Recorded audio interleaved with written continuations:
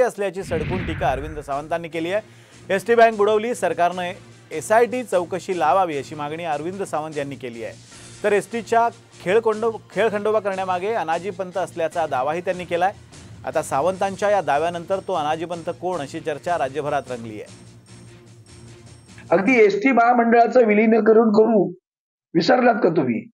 ते खोत पडळकर नाचे, ते नाचायला जायचे टाळ वाजून, ते नाचे नाचून थांबले का उरलेलं भडकवायचं, कोणतरी तो काय म्हणू आता त्याला, गुणवंत की काय ती माणसं आहेत, असली दळभद्री माणसं ती भडकवणार, ते जाऊन पवार साहेबांच्या घरी दगड बाळणार, हे सगळं तुम्ही केलं ना। हे सगळं कशासाठी केलं? फक्त आदरणीय उद्धवजींना सतवण्यासाठी। ते दोन नाचे, त्यांच्या मागून अनाजी पंत, त्यांचे आशीर्वाद, हे सगळे नाचे उभे राहिले, भूत उभी राहिली। त्या भूतांमागे लोकांना वाटलं हे भूतच खरं देव आहे म्हणून दिली निवडून। आज एसटीचं एवढी मोठी बँक बुडायला निघालेली आहे, लक्षात घ्या।